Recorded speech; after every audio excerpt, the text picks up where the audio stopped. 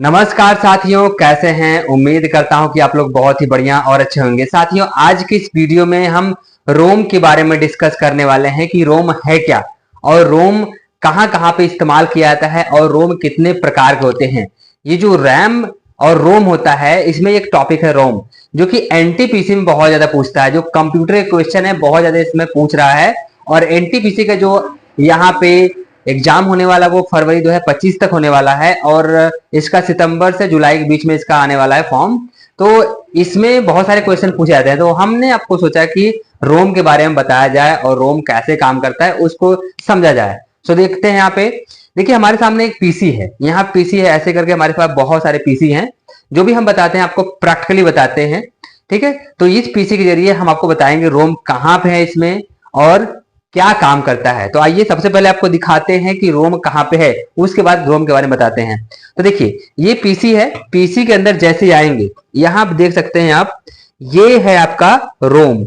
रोम बहुत ही छोटा सा है, देखिए नुकीला नुकीला सा लगा हुआ है, बहुत ही छोटा सा रोम है। थोड़ा सा पास से दिखाइए। और यहाँ पे ये बहुत ही छोटा सा रोम है, जो कि इसका काम बहुत ही अलग होता है, ठीक है। तो देखिए, इसका काम क्या होता है एक्चुअल में। ये रीड ओनली मेमोरी होता है, यानी कि यदि कोई भी जो सॉफ्टवेयर या फिर सीपीयू या फिर मॉनिटर जो भी बनाते हैं या फिर कहे रिमोट बनाते हैं, मतलब जितने भी इंस्ट्रूमेंट बनाए जाते हैं कंप्यूटर के, और भी बहुत सारे इंस्ट्रूमेंट होते हैं जो बनाए जाते हैं, उसमें रोम फीड होता है। रोम फीड होता है जिससे कि उसमें बहुत सारे निर्देश होते हैं। अगर एग्जाम्पल के तौर पे अगर देखें तो जैसे ही आप अगर किसी भी कंपनी के सिस्टम को ऑन करते हैं तो उस कंपनी का लोगो आ जाता है। ऐसा होता है, लोगो आ जाता है, तो वह लोगो उसी रोम में फीड होता है। अगर वो आप सिस्टम बंद कर दोगे, दोबारा उसको ऑन करोगे, तो उस रोम के जरिए जैसे ही ऑन होगा सिस्टम, वो रोम से वही चीज दिखाना चालू कर देगा। जैसे एचपी का हमारा मान लीजिए ये सीपीयू है। अब जैसे ही हम सीपीयू को मॉनिटर से अटैच करके ऑन करते हैं तो वहां पे एचपी का लोगो आएगा। अगर लेनोवो है तो लेनोवो का आएगा। अगर हमारे पास जेब्रॉनिक्स का है, मतलब जिसका भी सिस्टम हमारे पास है वैसा आएगा। जैसे आप देखते होंगे आपके मोबाइल में, अगर अपने मोबाइल को आप स्विच ऑफ करते हो, उसके बाद आप ऑन करते हैं, तब वो आपका उस मोबाइल का लोगो दिखाता है। यानी जैसे ओप्पो हो गया, रेडमी हो गया, ऐसे बहुत सारे कंपनियां हैं जो भी आज आप यूज करते हो, उसको जैसे ही ऑन किया था उसका लोगो दिखाता है। तो वो रोम में फिट होता है। रोम में जो जितना फीड कर दिया जाता है वही चीज वो बताता है। जैसे वॉशिंग मशीन में देखेंगे तो इसका इस्तेमाल बहुत ज्यादा किया जाता है। वॉशिंग मशीन में अगर वो टाइमिंग सेट कर दिया गया कि इसको 20 मिनट ही वहां पे जाके धुलाई करनी है, तो वो 20 मिनट सेट करके चले गए। अब वो जाके कुछ भी करे उससे मतलब नहीं, वो मशीन 20 मिनट तक उसको धुलाई करेगी। अगर बीच में लाइट भी कट गया ना, तो अगर 10 मिनट वो धुलाई की है, 10 मिनट बाद अगर लाइट कट गया, एक दिन बाद, 2 दिन बाद या 1 घंटे बाद भी आ रहा है, तो 10 मिनट छोड़ के 10 मिनट बाद ही ऑन होगा। ऐसे अगर रिमोट है, टीवी का रिमोट होता है, जैसे वहां पे 1 2 3 लिखा होता है, तो उसको कैसे पता चलता है कि इसमें 1 2 3 लिखा है।